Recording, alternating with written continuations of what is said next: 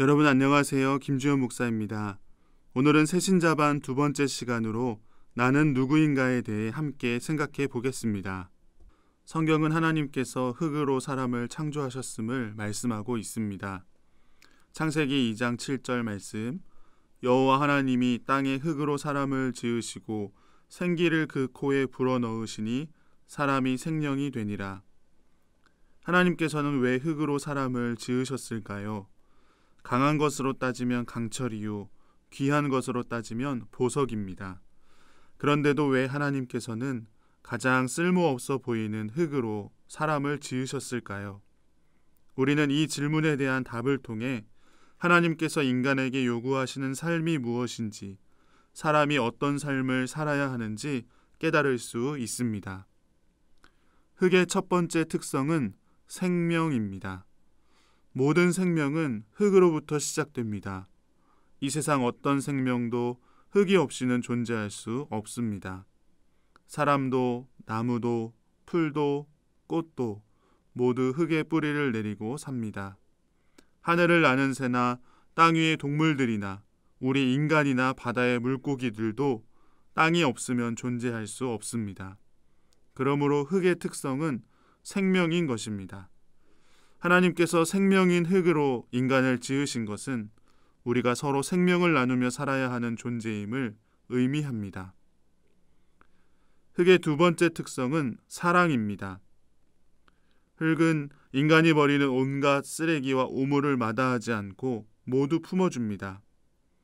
흙은 무엇이든지 구별하지 않고 모두 포용함으로 세상을 정화시켜줍니다. 참된 사랑은 상대를 구별하지 않는 것처럼 흙은 곧 사랑인 것입니다. 하나님께서 사랑인 흙으로 사람을 지으신 것은 우리 모두 사랑의 삶을 살아야 함을 의미합니다. 흙의 세 번째 특징은 정직입니다. 흙은 어떤 경우에도 거짓을 행하거나 속이지 않습니다. 콩을 심은 데서 반드시 콩을 내어주고 팥을 심은 사람에게는 언제나 팥을 내어줍니다. 수고한 만큼 우리에게 열매를 주는 것입니다. 하나님께서 이처럼 정직인 흙으로 사람을 지으신 것은 사람이 마땅히 정직한 삶을 살아야 함을 의미합니다.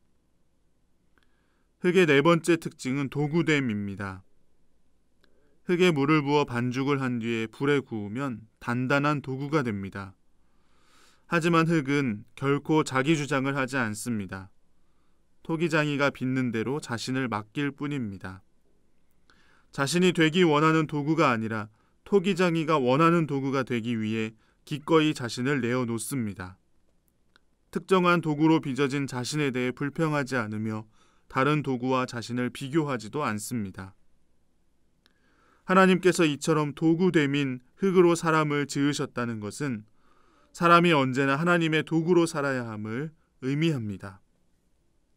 그러나 사람이 흙으로 지음받았다는 것만으로 저절로 생명, 사랑, 정직, 도구됨의 삶을 살게 되는 것은 아닙니다.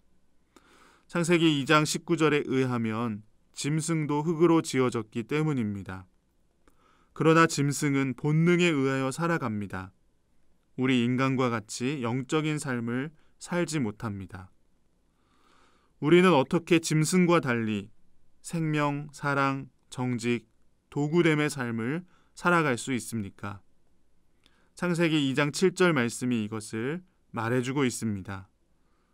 여호와 하나님이 땅의 흙으로 사람을 지으시고 생기를 그 코에 불어넣으시니 사람이 생명이 되니라. 만약 하나님께서 사람을 흙으로만 지으셨다면 인간은 짐승과 다를 바가 없을 것입니다. 그러나 하나님께서는 사람에게 생기를 불어넣어 주셔서 생령이 되게 하셨습니다. 살아있는 영, 영적인 존재가 되게 하신 것입니다. 따라서 우리 인간이 생령이라는 본질, 다시 말해서 영적인 면을 상실한다면 그는 더 이상 인간다운 삶을 살지 못하게 됩니다. 짐승 같은 인간, 혹은 짐승보다 못한 인간이라는 평가를 받으며 살게 될 수도 있는 것입니다. 그러면 성경은 우리 인간을 향하여 어떤 평가를 내리고 있을까요? 우리는 과연 하나님의 지으신 뜻대로 살아가고 있을까 하는 것을 생각해 보아야 합니다. 안타깝게도 성경은 우리의 삶에 대하여 이렇게 이야기합니다. 이사야 53장 6절 말씀에 우리는 다 양 같아서 그릇 행하여 각기 제 길로 갔거늘. 여기서 제 길이란 영원한 진리이신 하나님의 말씀을 따라 사는 것이 아니라 오직 자신의 뜻을 따르는 삶, 허망한 욕망의 길을 의미합니다. 현대인들은 이른 새벽부터 늦은 밤까지 그야말로 바쁘게 뛰어다닙니다. 배우자나 자식들과 제대로 대화를 나눌 수 없는 것은 물론이요, 얼굴조차 보기 힘듭니다. 옛날에 비하면 비교도 되지 않을 만큼 많은 것을 배워야 하고 또 높은 학력을 필요로 합니다. 그러나 그 모든 것은 진리의 도구가 되려 함이 아니라 불행하게도 각기 제 길을 가기 위함입니다. 그래서 인간이 바빠지면 바빠지는 만큼, 지식이 늘어나면 늘어나는 만큼 이 세상은 더욱 혼탁해져 갑니다. 각기 제 길만 추구하는 인간의 욕망과 본능이 부딪히는 곳에서는 혼란과 무질서밖에 남는 것이 없기 때문입니다. 이처럼 성경은 모든 인간이 죄인임을 말하고 있습니다. 성경에서 죄라는 단어의 원어적인 의미는 관역에서 벗어남을 의미합니다. 하나님을 향하여 나아가야 할 우리 인간의 삶이 하나님을 향해 나아가지 못하고 각기 제 길로 나아갔기 때문입니다. 그 죄는 바로 한 사람, 아담의 불순종으로부터 시작되었습니다. 에덴 동산에 있던 선악과를 절대로 먹지 말라고 하신 하나님의 말씀에 불순종한 것입니다. 그러므로 하나님의 말씀에 순종하지 않는 것, 하나님의 말씀을 따라 살지 않는 것이 곧 죄인 것입니다. 그러면 이제 우리는 어떻게 해야 합니까? 어떻게 해야 이 죄의 문제를 해결하고 진리이신 하나님께로 나아갈 수 있을까요? 요한복음 14장 6절은 하나님의 아들이신 예수 그리스도를 믿고 따르는 것만이 하나님께로 나아갈 수 있는 유일한 길임을 말씀하고 있습니다. 예수께서 이르시되 내가 곧 길이요 진리요 생명이니 나로 말미암지 않고는 아버지께로 올 자가 없느니라.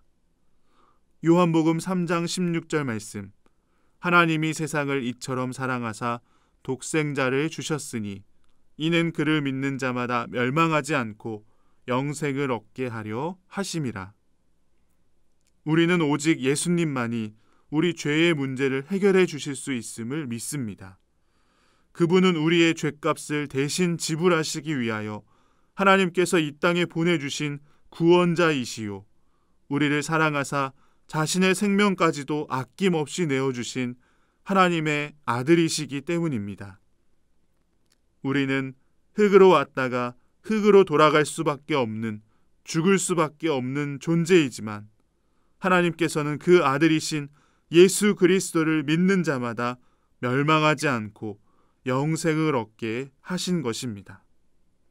세상의 많은 사람들 중에 나를 사랑하셔서 하나님의 말씀을 듣게 하시고 믿음을 주시고 예수님을 따라 살게 하신 하나님의 놀라우신 은혜에 감사하는 저와 여러분이 되시기를 바랍니다.